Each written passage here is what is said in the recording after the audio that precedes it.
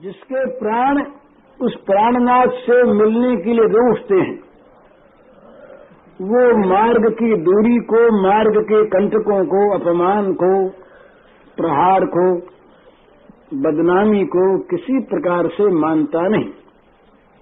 वो तो फिर उसके आंखों के सामने दिखते हैं श्याम सुंदर, और मन लग जाता है श्याम सुंदर से, और वो फिर बिना विषाद के, ये नहीं कि ये रोकते हैं तुमसे द्वेष करें, न रोकने वालों पर ध्यान है और न ममता करने वालों में आसक्ति है। जो इसमें फंस गया वो तो रास्ते में रुक गया। अगर वो रोकने वालों पर द्वेष करने लगा तो वहां से ध्यान छूटा, और ममता करने वालों में आसक्ति की तब भी छूट गया। तो वो सारे विघ्न बाधाओं को, विघ्न बाधा दो तरह की होती है, मीठी भी और कड़वी भी। मीठी में आदमी जल्दी बढ़ता है, क्या करें भाई, ये परिवार वाले छोड़ते नहीं, ये संभालना है, सब काम तो करना है, और बड़ा हमारा आदर करते हैं, इतना स्नेह करते हैं, इनको छोड़ के हम कैसे दूसरा काम करें। इस प्रकार ममत्व का बंधन जो है ये आसक्ति को और भी गाढ़ा कर देता है, और जहां विरोध होता है वहां तो मन में बैर जाग उठता है। द्वेष का प्रादुर्भाव हुआ, द्वेष विनाश चाहता है, तो भगवान की ओर गति उसकी हटकर, दृष्टि हटकर लग जाती है जिसको द्वेषी माना उसका विनाश करने के लिए, वो तो भ्रष्ट हो गया। लेकिन जो एकमात्र भगवान की ओर ताकता है, देखता है, वो फिर दूसरी तरफ मुंह फेर कर देखता ही नहीं। चाहे कोई स्तवन करे, ममता करे, और चाहे विरोध करे, चाहे मारने को तैयार हो और चाहे मारे, वो सब कुछ छोड़कर, सब कुछ भूलकर, किसी की परवाह न करके सारी विघ्न बाधाओं को चरणों से रौंदता हुआ अपने लक्ष्य की ओर बढ़ चलता है। तो आज ये गायें जा रही हैं बछड़ों की ओर नहीं, बछड़ों के रूप में जो श्याम सुंदर हैं उनकी ओर। बछड़े तो पहले भी थे, और बछड़े तो वो घर पर छोड़ करके आई हैं, छोटे छोटे बच्चे, स्तनपाई। तो आज ये जा रही हैं वत्स रूपधारी श्याम सुंदर की ओर आकर्षित होकर, इसलिए कोई भी बाधा विघ्न इनको रोक नहीं सका। बड़ी भारी उन्होंने बाधा दी, जितना बल था उनमें, और बड़ी संख्या उनकी थी गोपालों की, और ये गायों को रोकने में, चलाने में, उठाने में, बैठाने में बड़े निपुण, सब कला जब ये दक्ष रहे, परंतु कोई रोक नहीं सके। गायें दौड़ी, ये लज्जित हो गए, ये हार गए ना। अरे इतने इतने तगड़े सब ग्वाले और गायों को रोक नहीं सके। तो मन में सोचा कि नीचे बच्चे देखेंगे तो हंसेंगे कि बोले ये बाबा लोग तो सब गायों को नहीं रोक सके। तो मन में लज्जा आई और भय और क्रोध भी आया। क्रोध आया इस बात पर कि ये तो बेचारे मान लिया जानवर ही हैं, पशु हैं, पर ये बच्चे तो सब आदमी हैं, और ये दाऊ और ये श्याम सुंदर, ये सब बड़े बड़े उद्धत हो गए हैं। ये दो बात, एक तो ये गायें इनका हल्ला सुनकर इनके बिचक जाती हैं, और दूसरे गायों का स्नेह इनके प्रति बहुत है। तो जहां इनको गायें देखती हैं वहां इनकी ओर चल पड़ती हैं। ये तो उनका अनुभव था कुछ। तो इधर ये लाए क्यों इनको? बछड़ों को इधर न लाते, न हो हल्ला मचाते, न बंसी बजाते, न सिंगा बजाते, तो ये गाय सब उधर देखती क्यों? तो मन में लज्जा हुई और गायों पर और बालकों पर गुस्सा आया। आया। अब ये गोपासदरोधनायास मौज लज्जो रुमन्युया दुर्गा दुख छ्रतो भीत्य गोवशो सुतान। ये गाय नीचे उतरी, दौड़ी आई, और ये दौड़ी तो बछड़े सब दौड़ गए सामने। अब तो फिर बस मिलने भर की देर थी। अब वो अपना सारा रस पान कराने के लिए, अरे जो रस भगवान के सिवा दूसरे को पान कराया जाए वो रस तो विष बन जाता है, पान करने वाले के लिए भी और कराने वाले के लिए भी। सारा रसमय भगवान के अर्पण होना चाहिए। तो गायों ने अपना सारा रस,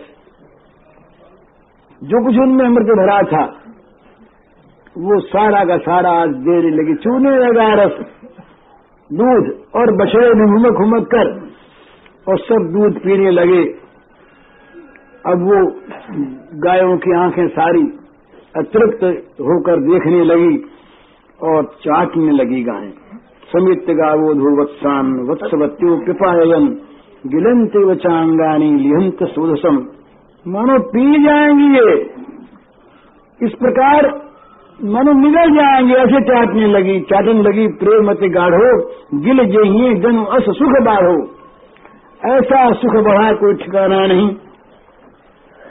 अब ये बछड़े और गायें इस प्रकार से श्री कृष्ण और श्री कृष्ण के प्रेमी दो मिले, श्री कृष्ण और श्री कृष्ण के प्रेमी।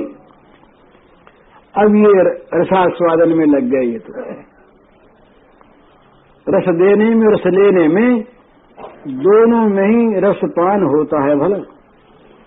ये तो लग गए इसमें, और वे अब पीछे पीछे लज्जित से होकर और क्रोध में भरे ये सब ग्वाले नीचे उतरे। बोले डांटेंगे आज, इन बच्चों को भी डांटेंगे।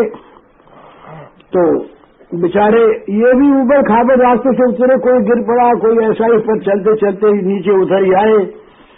बोले आज इन बच्चों को ठीक करना है, इन शिष्यों को डांटना, ये बड़े बड़े ये उद्यमी हो गए हैं और मन में आता है सो करते हैं, ये किसी के सुनते उनते हैं नहीं। भला इधर ले आए बछड़ों को, सारी गायों को बिचुका दिया, ये ठीक नहीं। नीचे उतरे, उतरते ही आंखें गई उन बच्चों की तरफ, सारा क्रोध शांत हो गया। तो लाल आंखें थी, उन लाल आंखों में प्रेम के आंसू आ गए, ललाई उतर गई। सब के सब सहमे से रह गए हैं। अब वो भूल गए, गायों की बात भूल गए कि गायें क्यों दौड़ी आई थी, हम क्यों आए हैं, क्यों नीचे उतरे हैं, गुस्सा आया था, डांट में आए हैं, गायों को ठीक करने आए, ये सब बात भूल गए। उनके सामने रह गया उन बालकों का वो हंसता हुआ मुखमंडल। उनकी चित्तवृत्ति निमग्न हो गई। वो मानो एक बिजली का करंट सा मार गया, सबको सारे के सारे स्नेह रस समुद्र में मानो डूब गए। अब क्रोध कहाँ रहता। ये तो जहाँ तक भगवत रस नहीं आता है तभी तक ये काम क्रोधादि रहते हैं। भगवत रस का जहाँ उदय हुआ वहाँ ये अरस कुरस विरस सारे के सारे नष्ट हो जाते हैं। तो बस क्रोध की वृत्ति तो न मालूम कहाँ जल भुन गई, अब उसमें डूब गई अचल चल में, उस स्नेह समुद्र में, और अब उसमें अनुराग की प्रेम की तरंगें लगी उठने। स्नेह समुद्र में प्रेम की लहरें उठने लगी और ये सब नाचते हुए उस प्रेम की तरंगों में दौड़ करके सब लोगों ने बालकों को गोदी में ले लिया, उठा लिया।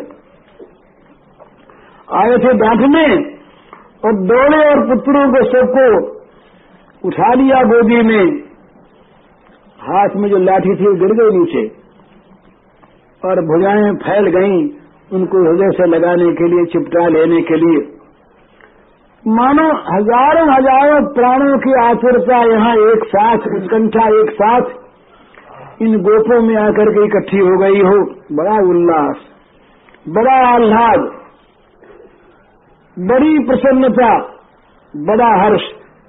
सबने गोपों को उठा करके, ये बच्चों को उठा करके हृदयों से लगा लिया और सिर सूंघने लगे।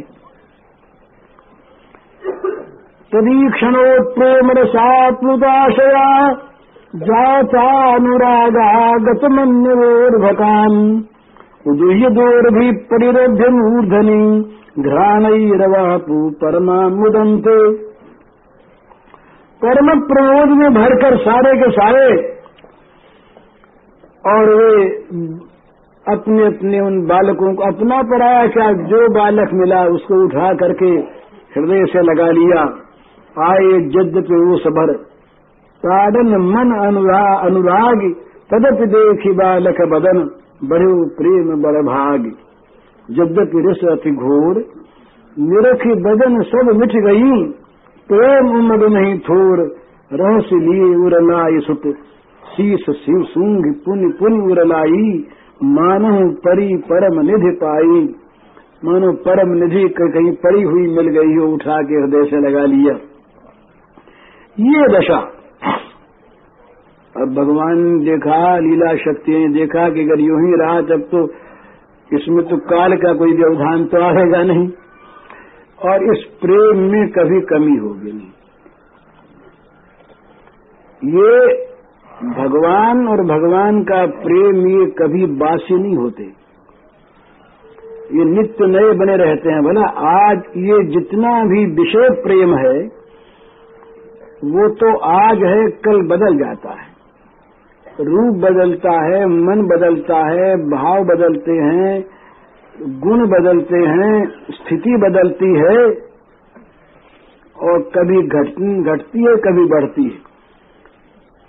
ये जो 6 इसके रूप माने हैं, किसी वस्तु का होना, जन्म होना, रहना, बढ़ना, घटना, रूपांतर होना और नष्ट हो जाना, ये संसार की प्रत्येक वस्तु में है।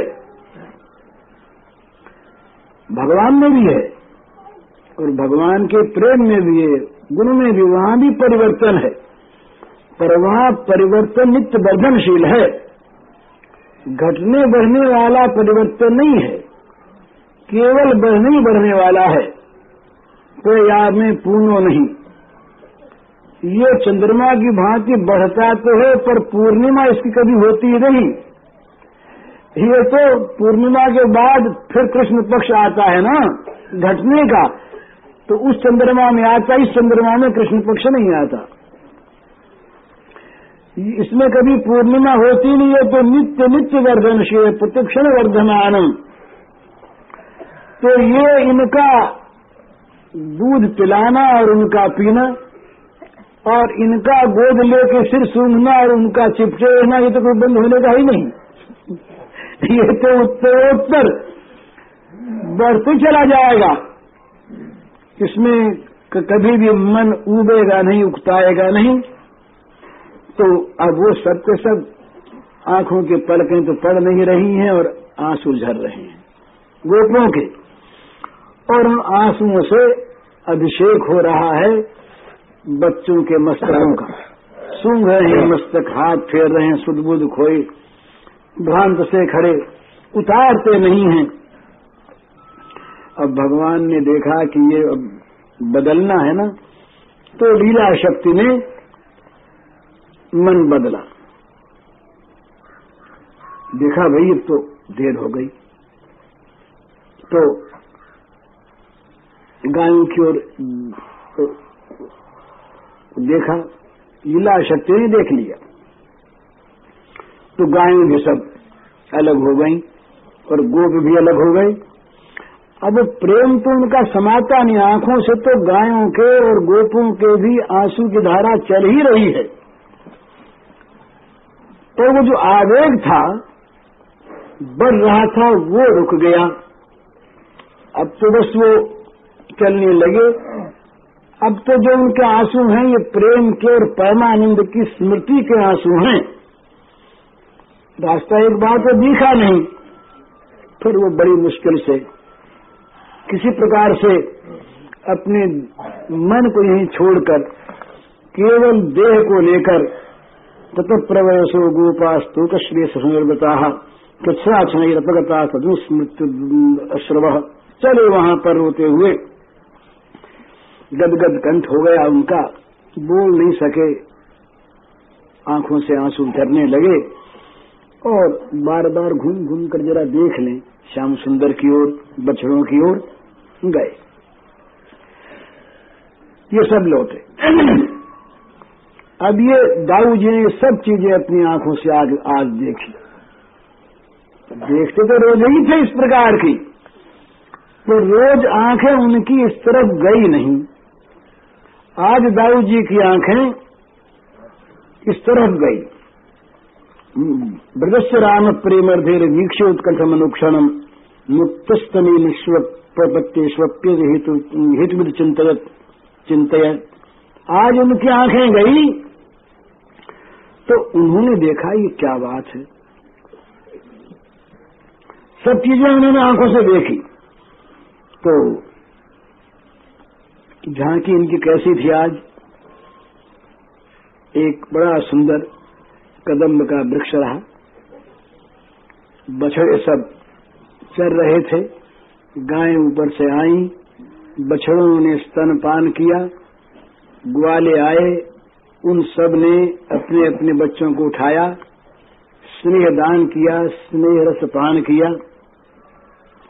कैसे गायें दौड़ी, क्या हुआ, ये सब पर देखा किस रूप में खड़े रहकर, तो वो बड़ी सुंदर कदम्ब की छाया रही। उस छाया में श्याम सुंदर खड़े कदम्ब के नीचे, और उनके दाहिने कांधे पर अपनी भुजा टेके दाऊ जी खड़े। ये राम बलराम की ये कृष्ण बलराम की झांकी। श्री कृष्ण तो बोला नहीं कुछ भी, चुपचाप वो मुस्कुराते। अब मुस्कुराहट तो उनकी नित्य की सामग्री है, वो तो कोई नई चीज नहीं है। श्री कृष्ण के मुख का जो स्मित हास्य है, ये तो क्रोध में भी रहता है। जिन भक्तों ने श्री कृष्ण को देखा है क्रोध में, ये भगवान जो है ना, ये विरुद्ध धर्माश्रयी हैं। क्रोध के काल में भी इनमें क्षमा रहती है, और जब ये इनकी आंखें लाल होती हैं तब भी आंखों से इनके प्रेम रस बहता है।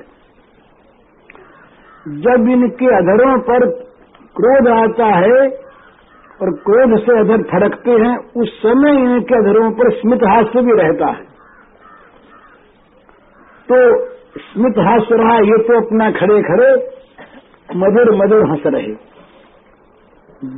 मन देख रहेगा आज बड़ी लीला हो रही, आज देखो दाऊ जी की क्या दशा हो रही है। तो और ये सब लीलाएं देखी, दाऊ जी के मन में आया कि ये तो बड़ी अद्भुत बात है। ये देखा, गुस्से में भरे आए थे, नीचे उतरे। उस वक्त तक गोपों की आंखों में गुस्सा था, पर नीचे उतरते ही इन बच्चों को देखकर सारा गुस्सा उनका नष्ट हो गया और प्रेम बढ़ गया। और ये गायों की दशा, ये छोटे बछड़ों पर तो गायें प्रेम किया करती हैं, तो छोटे बछड़े तो नाम इन घर पर इन बछड़ों को तो ये कभी की छोड़ चुके, ये तो स्तन पीना भी छोड़ चुके। अब इनके मन में इस प्रकार का जो भाव आया, क्या बात है, अब ये संदेह आ गया इनके मन में। अभी तक ऐश्वर्य शक्ति इनकी अप्रकट है। इनके मन में संदेह आ गया कि भाई बात क्या है, ये क्यों इस प्रकार से हुआ और कैसे ये नई चीज हो गई। तो कुछ भी वो निश्चय कर नहीं पाए। तब अब मन में कई प्रकार के संकल्प विकल्प करने वाला मन है, निश्चय करने वाली बुद्धि है। तो मन ही मन वो सोचने लगे कि भाई जगत में धन, पुत्र, स्त्री, स्वामी सभी के हैं और सब लोग उनसे प्रेम करते हैं, इसमें भी कोई संदेह नहीं। परंतु वो प्रेम करते हैं सब अपने लिए ही। जगत का जो प्रेम है ये प्रेम उनके लिए नहीं है। नवारे पुत्र से कामाय पुत्र प्रियो भवति, आत्मनस्तु कामाय पुत्र प्रियो भवति।